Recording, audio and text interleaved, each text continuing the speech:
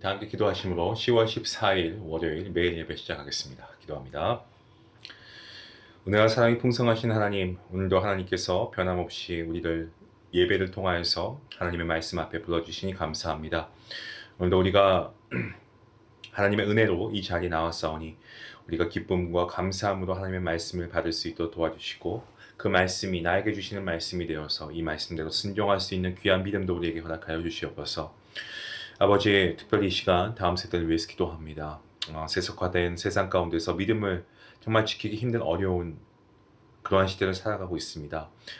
하나님께서 이 다음 세대를 특별히 주목하고 계시는 줄 믿사오니 정말 하나님을 바라보는 다음 세대가 더 많아지게 하시고 모든 핍박과 또 모함 속에서도 예수님의 이름을 버리지 아니하며 오직 하나님을 영화롭게 하는 믿음의 용사들 되게 허락하여 주시옵소서.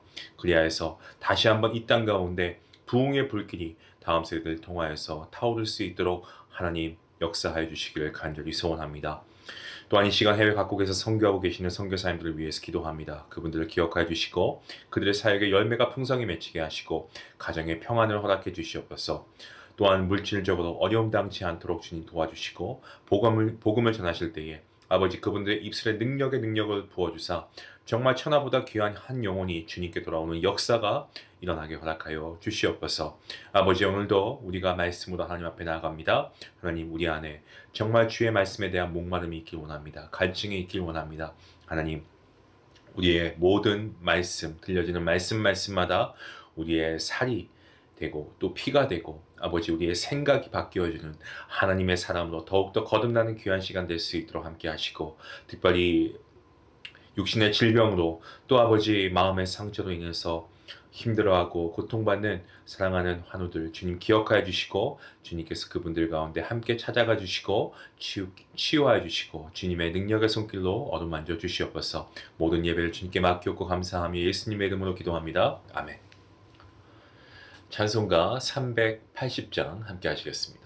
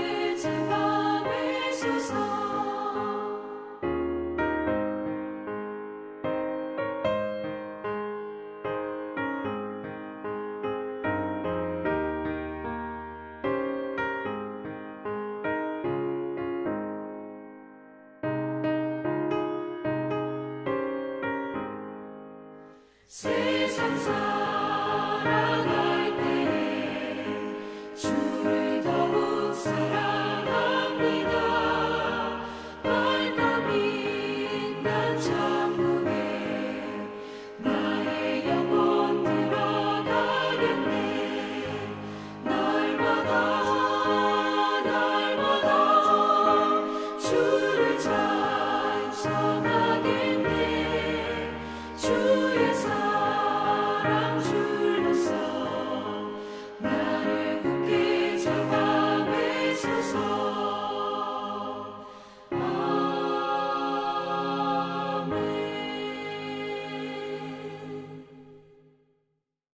오늘 우리에게 주시는 말씀은 호세아 11장입니다. 1절부터 11절까지의 말씀, 우리 함께 말씀을 읽도록 하겠습니다. 1절부터 함께 봅니다.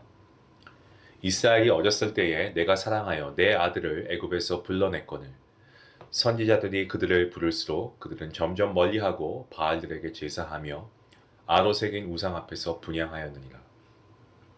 그러나 내가 에브라임에게 걸음을 가르치고 내 팔로 안았음에도 내가 그들을 고치는 줄을 그들은 알지 못하였더라. 내가 사람의 줄, 곧 사랑의 줄로 그들을 이끌었고 그들에게 대하여 그 목에서 멍에를 벗기는 자같이 되었으며 그들 앞에 먹을 것을 두었노라. 그들은 애굽 땅으로 되돌아가지 못하겠거늘 내게 돌아오기를 싫어하니 아수르 사람이 그 임금이 될 것이라. 칼이 그들의 성읍들을 치며 빗장을 깨뜨려 없이 하리니 이는 그들의 계책으로 말미암음이니라. 내 백성이 끝끝날 내게서 물러가나니 비록 그들을 불러 위에 계신 이에게로 돌아오라 할지라도 일어나는 자가 하나도 없도다. 에브라임이여 내가 어찌 너를 놓겠느냐. 이스라엘이여 내가 어찌 너를 버리겠느냐. 내가 어찌 너를 아드마같이 놓겠느냐. 어찌 너를 스보임같이 두겠느냐. 내 마음이 내 속에서 돌이키어 나의 긍휼이 온전히 불붙듯 하도다. 내가 나의 맹렬한 진노를 나타내지 아니하며 내가 다시는 에브라임을 멸하지 아니하리니 이는 내가 하나님이여 사람이 아님이라. 내 가운데 있는 거룩하니니 진노함으로 내게 임하지 아니하리라. 그들은 사자처럼 소리를 내신 여호와를 따를 것이다. 여호와께서 소리를 내시면 자손들이 서쪽에서부터 떨며오되 그들은 애굽에서부터 새같이 아수르에서부터 비둘기같이 떨며오리니 내가 그들을 그들의 집에 머물게 하리라. 나 여호와의 말이니라. 아멘. 오늘도 우리가 호세아 11장을 함께 묵상하고 있는데요. 지금까지 호세아서의 메시지, 하나님과 이스라엘의 관계를 부부, 곧 선지자 호세아와 그리고 부정한 여인 고멜, 이 두 사람의 결혼을 통한 부부 관계로 설명해왔습니다. 우리가 알고 있는 것처럼 부부 관계는 서로를 향한 이 사랑을 기초로 해서 세워진 관계 아니겠습니까? 사랑의 기인에서 세워진 관계이니만큼 양쪽 모두의 어떤 신의가 그만큼 중요합니다. 어느 한쪽의 신의가 무너지게 되면 관계가 깨질 수 있는 여지를 가지고 있는 것이 부부 관계이기 때문에 그렇죠. 하지만 호세아 선지자와 그의 아내 고멜, 이 하나님과 이스라엘의 부부 관계는 달랐습니다. 부부의 한쪽이 신의를 무너뜨렸습니다만 관계는 무너지지 않았습니다. 고멜과 이스라엘이 신의를 지키지 않더라도 호세아와 하나님께서는 신실하게 맺어진 관계의 끈을 붙잡고 있었기 때문이었습니다. 또한 이로 인해서 그들에게는 회복의 여지가 있었다라는 거죠. 사람과 사람 사이의 사랑으로 맺어지는 관계가 부부관계 말고 하나 더 있습니다. 바로 부모와 자식과의 관계, 이 부모 자녀와의 관계입니다. 이제 11장을 저희가 시작하는데 11장에 접어들면서 마무리되어가는 이 호세아서는요. 둘의 관계를 부모와 자녀의 관계로 바꾸어서 설명합니다. 부모 자녀와의 관계는 서로를 향한 사랑이라기보다는 부모의 부분이 훨씬 더 큽니다. 오죽하면 부모가 자식에 대한 사랑을 가리켜서 짝사랑이다 라는 표현을 하기도 하죠. 자녀에게 베푸는 부모의 사랑은 바랄 것 없는 일방적인 사랑이기 때문에 그렇습니다. 자녀가 잘못해도 큰 잘못을 해도 부모는 여전히 자녀를 바라보고 있습니다. 이러한 관계에 빗대어서 호세아는 이스라엘 백성들에게 호소하고 있습니다.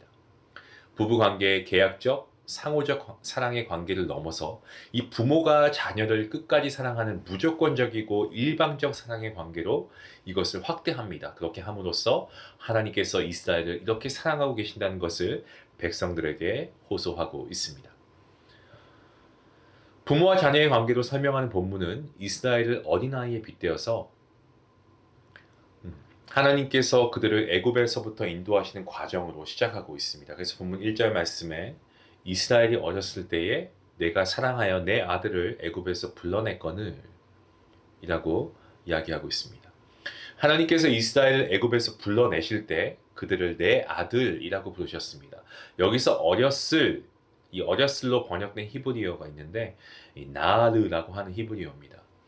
이게 어떻게 번역이 되냐면 유아기나 이 소년기의 아이로 번역이 되기도 하지만 아직 경험이 많이 부족하고 도움이 필요한 아이를 의미하기도 합니다. 이스라엘이 애굽의 포로가 되었던 때를 나르라고 표현한 것, 어렸을, 이때로 표현한 것은요. 이스라엘이 하나님의 부르심이 없었다라고 한다면 애굽으로부터 나올 수 없었다라는 것을 보여주고 있는 말씀입니다. 굉장히 무력한 상태가 이스라엘이었어요. 하지만 하나님의 사랑이 닿으니까, 하나님의 구원의 손길이 닿으니까 출애굽이라고 하는 그 놀라운 역사가 하나님의 구원하심을 통해 이루어진 거죠. 하지만 그들은 그 구원의 감격을 너무나 쉽게 잊어버렸다는 게 문제입니다. 시간이 지날수록 하나님을 잊어갔습니다. 하나님을 잊어가는 그들을 향해 하나님께서는 계속해서 선지자를 보내고 또 선지자를 보내십니다. 그들을 통해서 하나님의 뜻을 전하고 가르치게 했습니다. 하지만 이스라엘은 그러면 그럴수록 하나님과 멀어져 갔고, 심지어 우상을 숭배하고 제사를 지내고 그 우상을 따랐다라는 것입니다. 배신의 연속을 계속해서 자행하는 이스라엘이었지만 그들의 아버지 되신 하나님께서는 끝까지 그들을 사랑하십니다. 자상한 아버지의 모습을 보여주고 있습니다. 부모의 모습을 보여주고 있습니다. 하나님의 사랑은 마치 부모가 자녀에게 걸음마를 가르쳐주는 것과 같습니다. 잘 걷지 못하는 아이의 두 팔을 붙잡지 않습니까? 여러분 기억하십니까? 한 걸음 한 걸음 뗄 때, 그 걸음 뗄 때마다 부모가 정말 섬세하게 도와주지 않습니까? 사랑으로 믿고 그 주변에서 넘어질까봐. 그죠? 걷지 못해 주저앉아 있을 때는 품에 안아주는 자상한 사랑. 우리 부모라고 하면 누구나 다 베풀었던 사랑 아니겠습니까? 섬세하고 자상한 아버지의 사랑으로 인해 죽을 고비를 넘겨가며 살았던 이스라엘이었습니다. 하지만 그 사랑, 이스라엘은 깨닫지 못합니다. 그럼에도 하나님께서는 이스라엘이 자신의 곁을 떠나버릴까, 이 사람의 줄, 곧 사랑의 줄로 그들을 인도하셨습니다. 그리고 하나님은 포로의 고통 속에 살고 있는 이스라엘을 멍에에서부터 벗어나게 해주셨고, 나아가서 그들 앞에 먹을 것이 있는 젖과 꿀이 흐르는 땅 가나안을 주십니다. 하지만 이러한 아버지 하나님의 끝없는 사랑에도 불구하고 자녀된 이스라엘 백성들은 애굽으로 돌아가고자 했습니다. 호세아서가 기록되던 당시에 고대 근동의 정세는 아수르에게도 기울어져 있었습니다. 그런데 이스라엘은 아수르의 공격 앞에 애굽에 기대려고 했습니다. 하지만 애굽은 이스라엘을 도와줄 힘이 없었습니다. 이스라엘은 지금 막다른 골목 끝에 서 있는 그야말로 어디로도 갈 수 없는 진퇴양난의 그런 상황에 처해 있습니다. 과거 이스라엘이 애굽에서 벗어날 수 있었던 것은 여러분 하나님의 은혜가 그들 가운데 머물렀기 때문이었습니다. 분명합니다. 아직 경험이 적고 도움이 필요한 아이, 어렸을 때 이 나하르에 비유되었던 이스라엘이 하나님의 일방적인 사랑과 하나님의 은혜로 말미암아 구원을 경험했던 적이 분명히 있었습니다. 그러한 사랑을 받았던 이스라엘은 지금의 진퇴양난의 상황 가운데서 기억해야 하는 것이 있는데 그것은 바로 하나님이었습니다. 오직 하나님뿐입니다. 아수르의 맹렬하고 강력한 공격 앞에서 여호와 하나님께 돌아가야 했습니다. 하지만 그런 사람이 하나도 없었다 라고 본문 7절에서 말씀하고 있습니다. 7절을 보시면 이스라엘 백성들은 끝끝내 하나님에게서 물러간다고 증언합니다. 본문에 내 백성이 끝끝내 내게서 물러가나니, 이거를 개역 한글 성경에서는, 저희가 보는 건 개역 개정이지만 이전의 개역 한글 성경을 보시면 내 백성이 결심하고 내게서 물러가나니로 번역되었습니다. 다시 말씀드리면 이스라엘은 물러설 곳조차 없는 이 상황에서 도리어 전적으로 세상의 힘과 우상에게 매달리기로 결정한 거죠. 이 강력한 결심으로 인해서 이스라엘 백성들은 자신들의 구원자였던 하나님께로 돌아와야 한다는 메시지에 아무도 움직이지 않고 그 어느 누구도 돌아가지 않았습니다. 성도 여러분, 이스라엘 모습 가운데 우리를 발견하지 않습니까?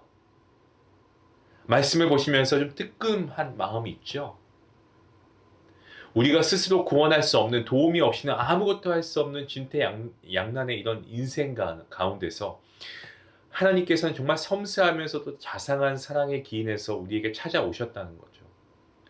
그렇게 찾아온 사랑, 우리의 모습과는 상관없이 여전히 우리를 향하고 있고, 심지어 우리가 마치 효를 다하지 않는 자녀와 같다고 해도, 신의를 다하지 않는 부부와 같을지라도 여전히 같은 모습으로 하나님은 우리를 사랑하고 계시다는 겁니다. 여러분 믿으시면 아멘 하시기 바랍니다. 그렇죠? 하나님은 그렇게 우리를 사랑하시는 거예요. 그렇다고 우리가 그 상태, 뭐 세상을 향하고 우상을 섬기는 상태에 머물러 있는 것이 하나님의 뜻은 아닙니다, 여러분. 왜냐하면 그러한 우리를 향하여서 하나님께서는 지금도 돌아올 것을 계속 말씀하고 계십니다. 하나님이 우리를 일방적으로 사랑하시니까 조금 더 기다려 주시겠지. 그러면서 여러분, 하나님 이용하지 마세요. 지금 돌아가셔야 됩니다. 당장 하나님께 돌아가셔야 됩니다. 지금 서 있는 죄악의 자리에서 여러분 그 자리를 박차시고 하나님 아버지께 돌아가는 믿음의 용기와 결단, 이 말씀을 통해서 오늘 우리에게 그 결단이 필요한 줄로 믿습니다. 이스라엘이 하나님을 찾지 않는 이 상황 가운데서 그들을 향한 하나님의 사랑 결코 멈춤이 없습니다. 하나님께서는 죄에 대해서 진노하시는 하나님이십니다. 예, 맞습니다. 죄를 미워하시는 하나님이십니다. 하지만 이스라엘을 향한 사랑 때문에, 하나님의 백성들을 향한 그 사랑 때문에 분노로 그들을 대하지 않으십니다.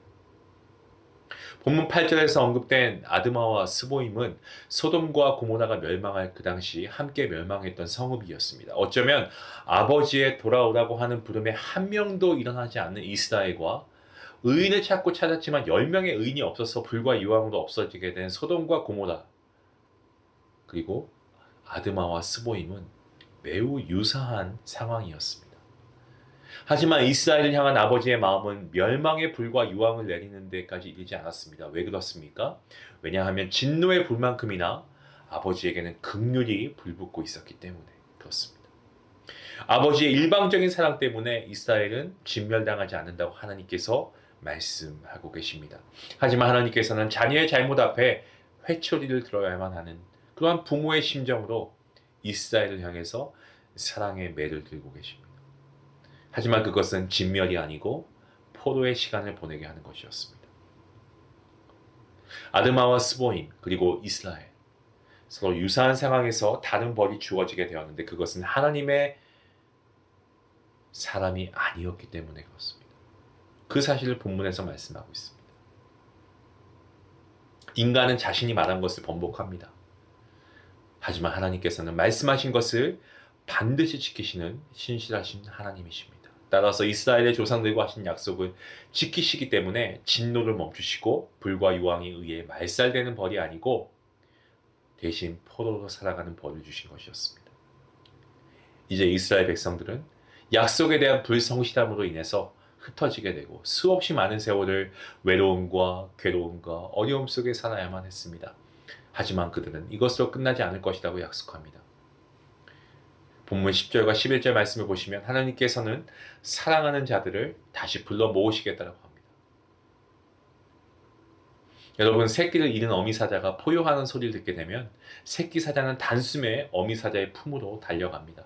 잃어버린 자식을 찾는 하나님의 소리는 이와 같습니다. 하나님의 백성들은 모두 하나님께 나아가게 될 것이다 라고 합니다. 이스라엘 백성의 회복이 서쪽에서부터 온다라고 했습니다. 사실 바벨론의 교환은 동쪽에서 오는 것이었습니다. 이에 대한 학자들의 생각은 다 조금씩 다릅니다만 대개는 이는 마지막 날에 있을 그리스도의 심판 이후에 전 세계에 흩어져 있는 이스라엘을 부르시는 최종적인 회복에 초점이 있다라고 그렇게 여깁니다. 그것이 우리에게 크게 중요하지는 않습니다. 왜냐하면 이 서쪽이라는 방향보다는 회복이라고 하는 결과의 측면이 훨씬 더 중요하기 때문에 그런데요.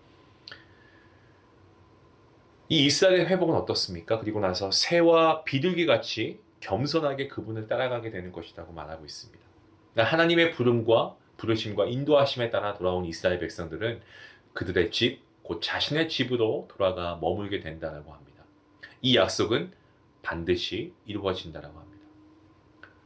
인간이 한 말이 아니고 바로 여호와 하나님께서 하신 말씀이기 때문에 그렇습니다. 하나님의 말씀은 반드시 분명하게 이루어집니다. 그들 삶의 자리가 어떠하든지 그들을 향해 돌아오다고 하는 하나님의 메시지 끝에 반드시 그들을 회복시키겠다고 하는 몇천 년 전에 이 약속이 지금을 살아가는 저와 여러분에게 용기가 되고 힘이 되는 줄로 믿습니다. 왜냐하면 우리가 우리를 불러주는 사람이 하나도 없어서 거리와 골목에서 서성거리고 울타리 밖에서 외로움과 좌절과 절망 속에 있을 때에도 하나님께서는 우리를 찾아와 주시고 하나님의 천국 잔치에 불러주셨기 때문이고 우리를 초대하시는 하나님께 간다고 했다가 금세 마음이 바뀌어서 밭을 샀다는 이유로 결익선을 시험해 보아야 한다는 핑계거리로 굳어버린 우리의 사고에 사로잡혀가지고 초대된 잔치를 뒤로 미루는 것이 우리 삶의 일상입니다. 예, 맞습니다. 하지만 우리 사랑의 하나님께서는 여전히 우리를 불러주고 계십니다. 사랑하는 내 딸, 사랑하는 내 아들, 나에게 돌아와라 라고 말씀하십니다. 마치 여러분, 우리가 성경에서 자신의 소유를 챙겨서 나아갔던 그 아들, 하지만 그 아들이 다 방탕하고 돌아왔을 때에도 아버지가 먼발치에서 매일매일 아들을 기다리다가 먼발치에 있는 그 아들을 알아보고 다시 안아주지 않습니까? 아버지, 우리 하나님께서는 우리의 아버지 되시고 우리가 하나님의 품을 달려갈 때 우리의 잘못도 죄를 기억하지 않으시는 기억상실증에 걸리신 하나님께서 우리의 죄를 다 기억도 아니하시고 우리를 불쌍히 여기시고 우리에게 달려오셔서 우리의 목을 안고 입을 맞추시고 제일 좋은 옷을 내어다가 입혀주시고 손에 가락지를 끼워주시고 발에 신을 신기시고 가장 살찐 송아지를 끌어다가 잡으시면서 큰 잔치를 베풀어 주실 것입니다. 그게 우리 아버지 하나님이신 줄 믿습니다. 사랑하는 성도 여러분, 변함없으신 하나님의 사랑을 믿으시기 바랍니다. 그리하셔서 우리의 죄를 자복하고 하나님 아버지께 돌아갈 수 있기 원합니다. 더 시간을 연장하지 마십시오. 돌아가십시오. 하나님은 저와 여러분의 사랑으로 품어주시고 자비와 긍휼을 베푸시는 하나님이신 줄로 믿습니다. 그 하나님께 나아갈 수 있는 귀한 성도님들 될 수 있기 원합니다. 함께 기도하시겠습니다. 하나님 감사합니다. 우리가 호세아서를 계속해서 묵상하는 가운데 부부의 사랑을 넘어서 오늘 말씀부터는 이제 부모와 자녀와의 관계를 통해 우리를 끝까지 사랑하시는 하나님을 우리가 대면하게 하시니 참으로 감사합니다. 하나님, 우리의 연약함을 주님 아시죠? 우리를 끝까지 사랑하시는 아버지의 은혜 앞에 정말 우리가 다시금 하나님의 품에 달려갈 수 있는 용기를 허락하여 주시옵소서. 우리의 죄를 기억치 않으시는 그 하나님, 우리가 하나님께 달려갈 때 여전히 하나님의 딸이고 하나님의 아들이라 불러주시고 우리를 품으시는 그 하나님의 은혜에 우리가 오늘도 나아가길 원합니다. 하나님, 용기를 주시고 그 믿음의 결단을 가지고 오늘도 우리가 우리의 죄를 자복하고 하나님께 돌아가는 그 역사가 오늘 이 순간 이루어지게 허락하여 주시옵소서. 감사하며 예수님의 이름으로 기도합니다. 아멘. 오늘 말씀 생각하시면서 함께 기도하시지 않겠습니까? 오늘 여러분이 지금까지 받은 은혜의 자리를 잊게 만드는 현재 우상이나 죄악의 자리가 있다면 여러분 무엇인지 생각해 보시고 회개하시고 지금도 여러분을 부르시고 돌아오라고 말씀하시는 하나님께 나아가기 위해서 오늘 결단할 수 있는 귀한 시간 될 수 있기 원합니다. 함께 기도하시겠습니다.